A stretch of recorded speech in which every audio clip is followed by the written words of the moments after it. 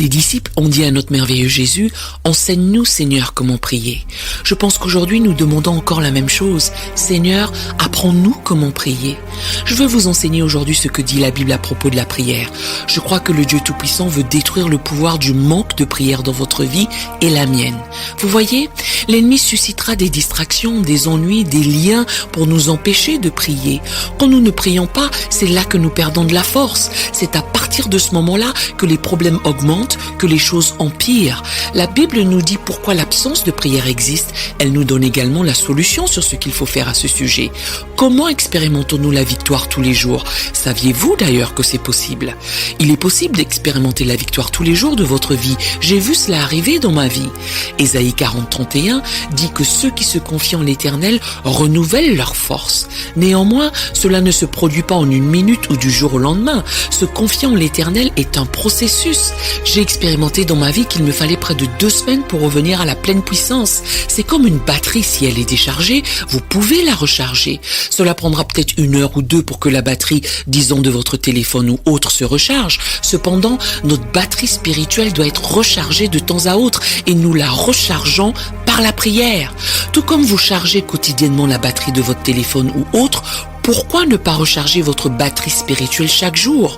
Le contact journalier est la clé. Donne-nous aujourd'hui notre pain quotidien. Si nous négligeons un seul jour, pensez aux désastres, aux ennuis auxquels nous pourrions faire face. Pourquoi y a-t-il des problèmes avec la prière? À cause de la chute de l'homme. L'absence de prière a commencé dans le chapitre 3 de la Genèse, quand Adam s'est caché de Dieu. Il y a se cacher en Dieu, c'est la prière, mais se cacher de Dieu est l'absence de prière. Ici, il se cachait du Seigneur dans Genèse 3. Pourquoi se cachait-il de Dieu? À cause du péché. Le péché est le problème ici. Le manque de prière est le résultat du péché. À dire vrai, c'est une maladie. C'est un problème plus important que vous ne le pensez. Quand vous pensez à une maladie, c'est déjà quelque chose de majeur. Ici, c'est une maladie spirituelle. Le seul moyen de la guérir est à la croix. Nous devons amener notre maladie à la croix de Jésus. C'est la seule solution. Laissez-moi vous montrer ce que la Bible dit. Je pense que nous devons en parler. Que dit la parole de Dieu sur le manque de prière? Pourquoi les gens ne prient-ils pas? Quelles en sont les conséquences? Je veux d'abord vous montrer quelque chose à partir des Écritures. S'il vous plaît, prenez Job 15. Il y est dit que la raison pour laquelle les gens ne prient pas est parce qu'ils perdent la crainte de Dieu. Ils l'ont perdue. C'est ce que la plupart des gens ne réalisent probablement pas, qu'à l'instant où le péché entre dans le cœur de quelqu'un, la peur de Dieu disparaît. Adam s'est caché du Seigneur. Pourquoi cela? Parce que la crainte de Dieu avait disparu.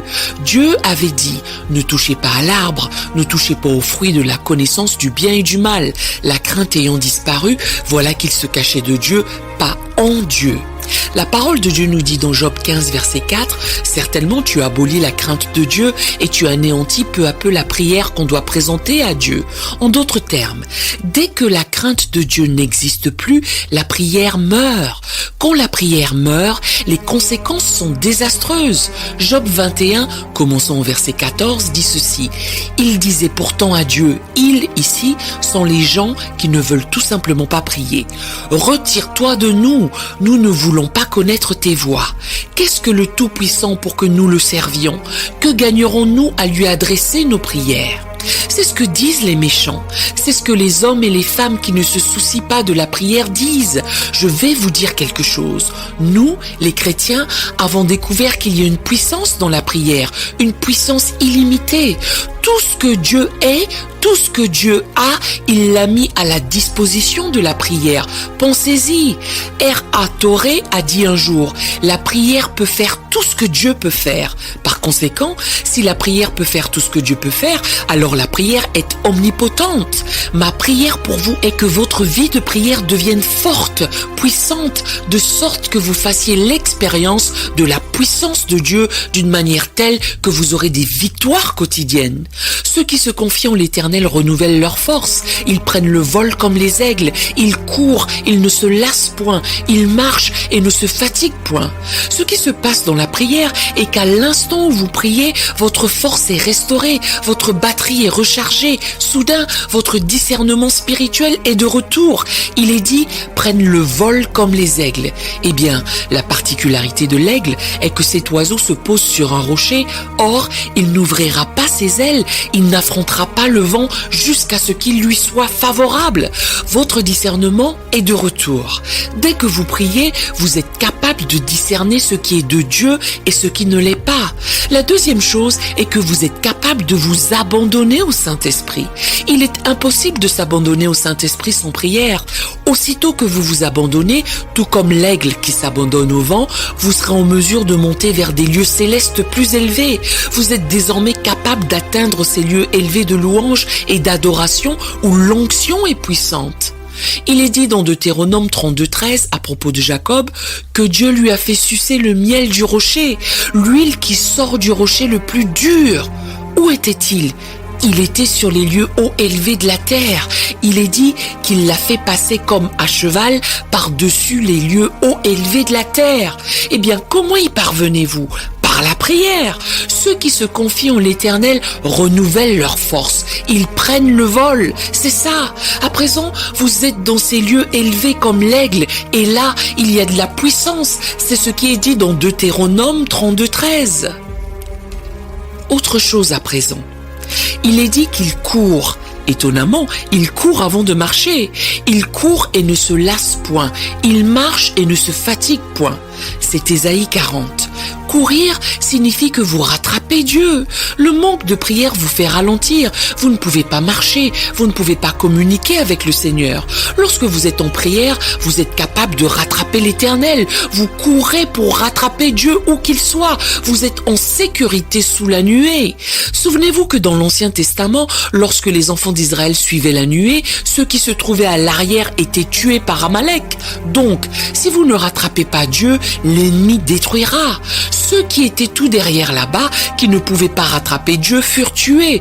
Nous ne voulons pas être tués. Nous ne voulons pas être détruits par l'ennemi. Que devons-nous faire ? Rattraper Dieu, car c'est là que se trouve la protection. C'est là que réside la sécurité. Sous la nuée, cela se passe dans la prière. Chaque fois que vous priez, vous expirez la chair et inspirez le Saint-Esprit.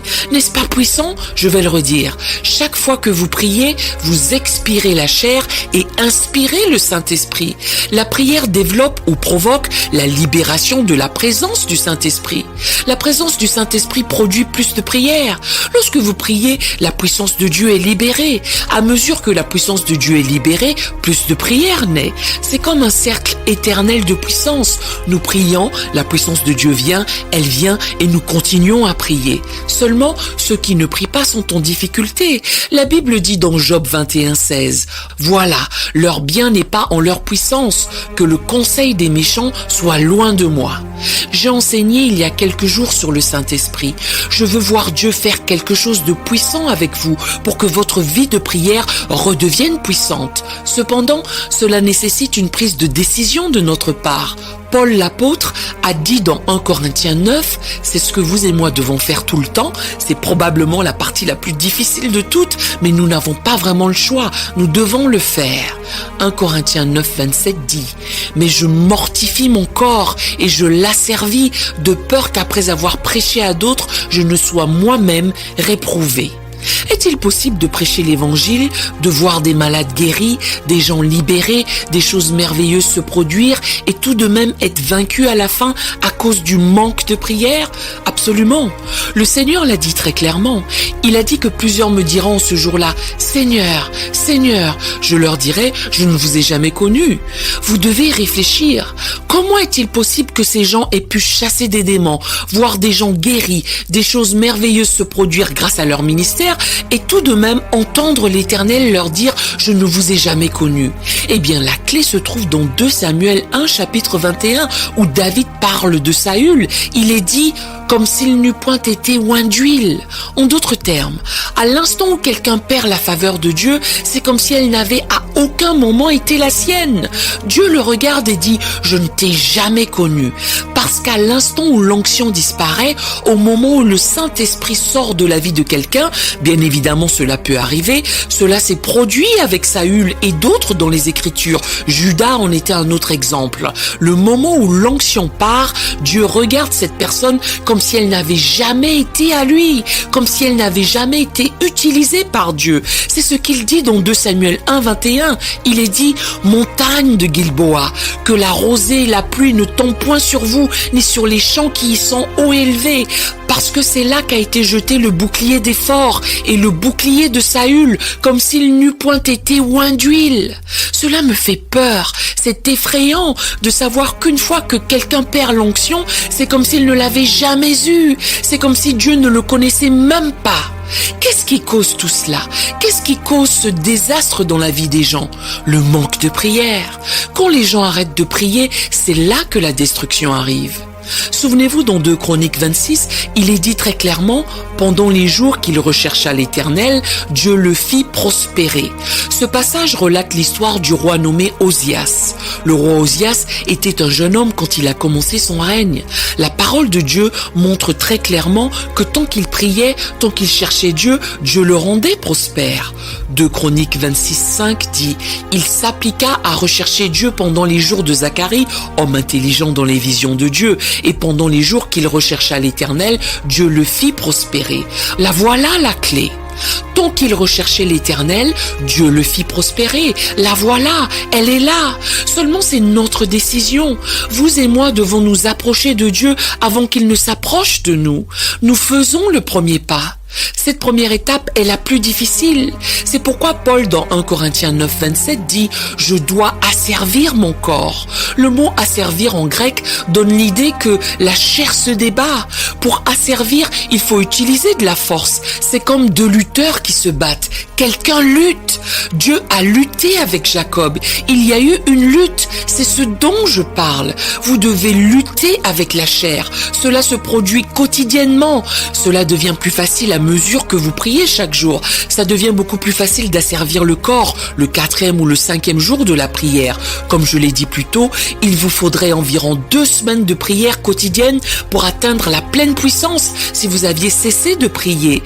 À partir du 3e et 4e jour, c'est beaucoup plus facile parce que la chair est affaiblie à ce stade. Ceux qui se confient en l'Éternel renouvellent leur force. Votre force commence alors à revenir, votre force revient. La pire chose que vous puissiez faire contre vous-même est de négliger la prière. Le prix de la négligence est très élevé. Lorsque nous négligeons le temps que l'on passe avec le Seigneur, tout souffre. Nous souffrons spirituellement, nous souffrons émotionnellement, nous souffrons physiquement, notre famille souffre, notre maison, notre avenir souffre, tout va mal, tout d'un coup tout s'écroule. L'ennemi devient fort. Le plus effrayant est que quand nous perdons de la force à cause du manque de prière, l'ennemi gagne en force contre nous. Nous retournons ainsi en prison, nous retournons dans la servitude. La prière est la clé. Il y a vraiment de la puissance dans la prière. Je demande ardemment au Seigneur, pendant que je vous parle, de vous parler de la prière. Il est temps de revenir à ces moments intimes avec le Seigneur chaque jour, à genoux.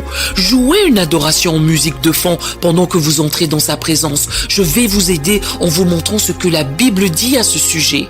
Je dois vous montrer le danger potentiel du manque de prière. Je reviens à Job 21, verset 16. Au verset 15, on parle de gens qui ne veulent pas prier. Et au verset 16, il est dit « Voilà leur bien n'est pas en leur puissance, que le conseil des méchants soit loin de moi. » Par conséquent, la première chose que les gens perdent, c'est le conseil. Ils ne sont pas capables de prendre de bonnes décisions puisque désormais la prière est hors de leur vie. Numéro 2, verset 17 dit « Combien de fois la lampe des méchants s'éteint-elle ? Ceci est assez assez effrayant.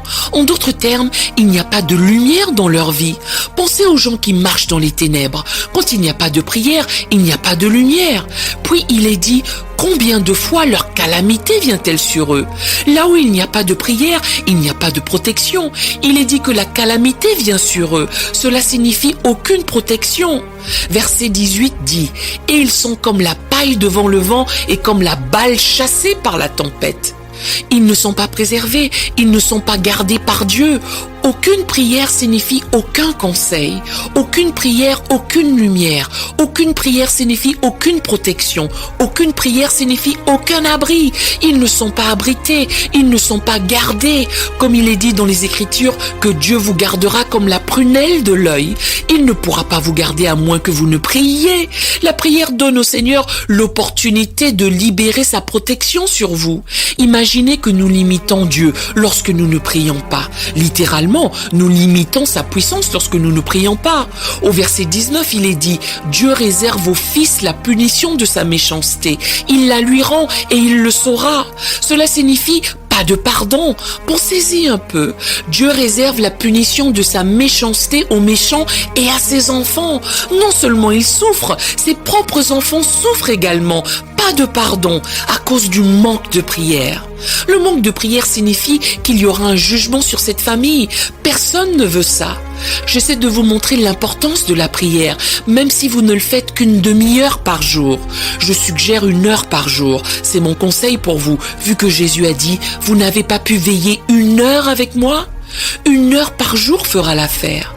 Si vous pouvez passer plus de temps, faites-le. Vous vous sentirez beaucoup mieux le lendemain et pour la semaine à venir, puisque maintenant que vous vous confiez en l'Éternel, vous augmentez votre force. Vous recevez plus de force si vous priez pendant 1h30 ou 2 heures plutôt qu'une demi-heure. Cela dépend de vous. Je sais que vous avez des responsabilités professionnelles, mais s'il vous plaît, prenez le temps le matin. Faites-le le matin. Le soir n'est pas le bon moment étant donné que votre corps est fatigué.